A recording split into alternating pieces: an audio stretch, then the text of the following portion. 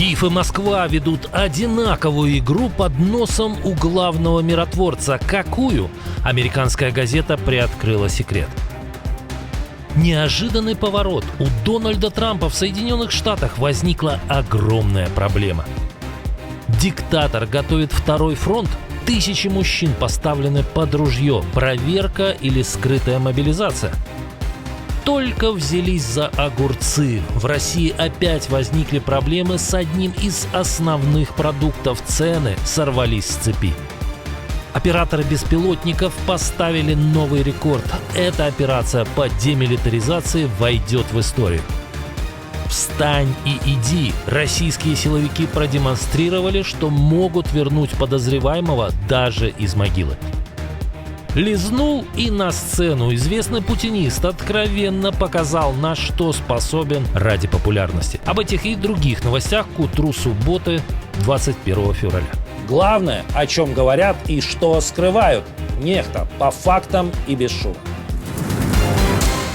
Переговоры о завершении войны в Украине оказались в тупике. По сути, они превратились в политический театр для одного зрителя. Об этом пишет The Wall Street Journal. По мнению источников издания, встречи, прошедшие недавно в Женеве, не привели к реальному прогрессу. И украинская, и российская стороны в основном стараются избежать недовольства Дональда Трампа и не создать у него впечатление, что они препятствуют мирному процессу. Тем временем сам Трамп тоже теряет интерес к украинско-российскому перемирию. Президента США все больше привлекает Иран, пишут авторы. Возможность в преддверии осенних выборов в США предъявить американским избирателям военную победу или мирную сделку с властями Исламской Республики представляется Трампу более реальной, чем остановка боевых действий в Украине.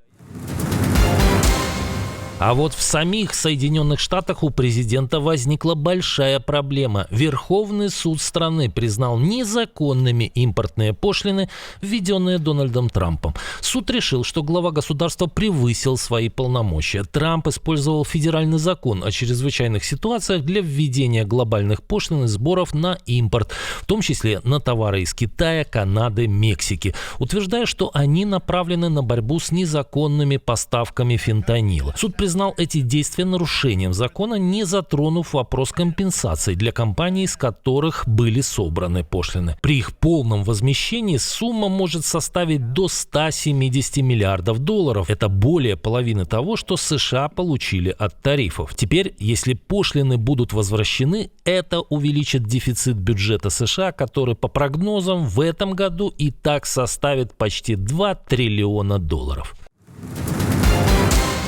В Беларуси начались массовые военные сборы, особенно в западных регионах, близких к так называемому Сувалкскому коридору, что вызвало серьезное недовольство в соцсетях. Белорусы активно обсуждают, что сборы проводятся в спешке и забирают даже многодетных отцов. В Министерстве обороны Лукашенко утверждают, что это не мобилизация, а проверка.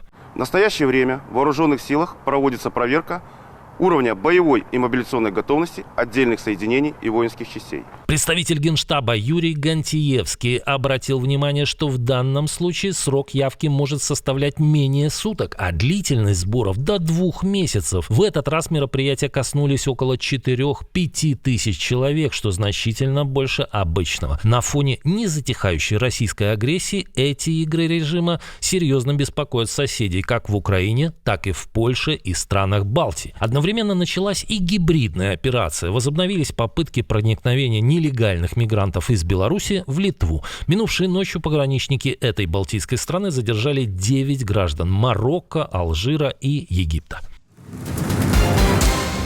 В России снова начинают резко дорожать яйца. За последнюю неделю цены на этот продукт официально подскочили почти на 3,5%, что стало рекордным ростом среди всех продовольственных товаров, сообщает Росстат. За полгода один из самых популярных продуктов подорожал на 20%.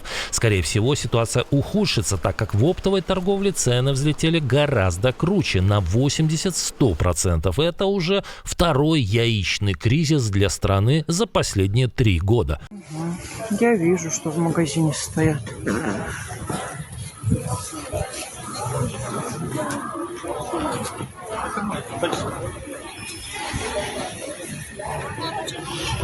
Тут какая-то вот нереальная очередь стоит за яйцами. Издевательство над людьми, а машина только одна приехала. За очереди и скачок цен в декабре 2023-го пришлось оправдываться самому Путину, который пытался перевести проблему в шуточку. Поверьте, мы вот совсем недавно разговаривал с министром сельского хозяйства, спрашивал, как у него с яйцами.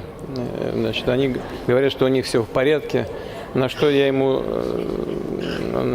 отметил, абсолютно честно говорю, прямо это прямая речь. Я говорю, а вот у граждан наших как-то есть проблемы. Проблему тогда удалось решить увеличением импорта, в том числе из натовской Турции. Интересно, как будут решать в этот раз и какие шутки расскажет россиянам хозяин Кремля. А сейчас очень важная новость, которая пришла буквально только что.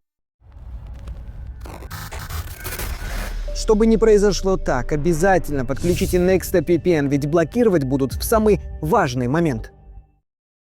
Стало известно имя еще одной потенциальной жертвы группы агентов российских спецслужб, схваченных накануне в Украине и Молдове. Следователи раскрыли имя только одной цели киллеров – представителя ГУР Андрея Юсова. Но журналисты украинской службы BBC выведали новые подробности. По их информации, завербованные российскими чекистами в Молдове убийцы готовили покушение и на Дмитрия Гордона. Это уже третья попытка покушения на журналиста. Все, кто могут держать в руках оружие, у кого оно есть, законное или незаконное, доставайте оружие, готовьтесь к сопротивлению. Мы никому не отдадим свою родину. Ранее, в сентябре 2024 года, СБУ раскрыла попытку убийства, подготовленную элитным подразделением ФСБ. Тогда планировался подрыв или ракетный удар по дому Гордона. Однако он не состоялся. В июне 2025 года было предотвращено второе покушение, когда журналиста планировали застрелить, а киллер должен был скрыться на мотоцикле. 53-летний российский военнослужащий Владимир Иванов приговорен к пожизненному заключению за расстрел 2 украинских военнопленных в Курской области в январе 2025 года. Это первый приговор за военные преступления, совершенные российскими войсками на территории России. Иванов, служивший в 40-й отдельной бригаде морской пехоты, признал свою вину и раскаялся, прося не наказывать его строго. Иванов расстрелял пленных, которые не оказывали сопротивления, выполняя преступный приказ своего командира. Во время суда были представлены доказательства, включая видео следственных экспериментов и показания свидетелей. Также в пользу сына одного из убитых военных Иванов и российское правительство обязаны выплатить 50 миллионов гривен. Редкий случай. Пресс-службе Лукашенко пришлось оправдываться после известия об освобождении одного из старейших оппонентов диктатора Николая Статкевича. Выплыли детали. Оппозиционер в заключении перенес инсульт, а потом его несколько недель кормили через трубочку. Режим, который чуть не убил стойкого борца, теперь выдал свои действия за милосердие. У осужденного начались проблемы со здоровьем. В частности, случился инфаркт головного мозга. Главой государства было принято решение о его немедленном переводе в больницу, где была обеспечена вся необходимая и своевременная помощь. Его спасли.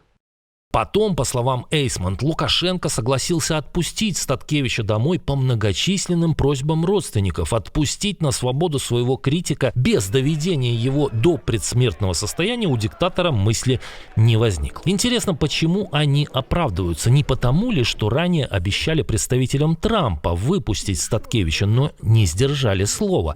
И смерть оппозиционера могла серьезно повредить любым возможным сделкам с Вашингтоном. У меня такая версия. Делитесь своими. Воровал у военных, придется отвечать. Государственное бюро расследований Украины сообщило о подозрении в отношении начальника продовольственной службы одной из воинских частей. Речь идет о незаконном обогащении и легализации имущества, полученного преступным путем. В 2024 году один из фигурантов дела приобрел элитные апартаменты на Бали за $190 тысяч. Также в одном из брендовых магазинов в Днепре он потратил почти 2,5 миллиона гривен на одежду. По предварительным данным, стоимость активов офицера превышает 10 миллионов гривен. Роскошный образ жизни подозреваемый вел за счет хищения средств, выделенных на питание украинских защитников. Чиновник действовал в сговоре с основателем и коммерческим директором предприятия-поставщика. А эта новость тянет на детективный сериал. В Астраханской области России силовики воскресили бывшую чиновницу. Ну, как воскресили? Просто она сама более 13 лет скрывалась от правосудия, инсценировав собственную смерть. В 2012 году она была осуждена за крупное хищение и приговорена к 7 годам тюремного заключения. Однако после оглашения приговора женщина скрылась в другом регионе. Позже она обратила внимание на новость об обнаружении в Новосибирской области тела женщины, внешне похожей на нее. После того, как по ее просьбе супруг ложно опознал в незнакомке подозреваемую, она смогла вернуться на родину и много лет вела скрытный образ жизни. Доблестные российские силовики вышли на экстраординарную преступницу случайно, расследуя другое дело. Воскресшую экс-чиновницу направили в колонию для отбывания наказания. На что не пойдут некоторые, чтобы вернуть былую популярность. Российский певец, который является одним из главных символов полномасштабной агрессии, теперь вынужден привлекать к себе внимание странными видео. Ярослав Дронов, более известный как Шаман, решил под камеру полизать озеро. Ну что, родные, попробуем самое чистое озеро в мире Байкал на вкус.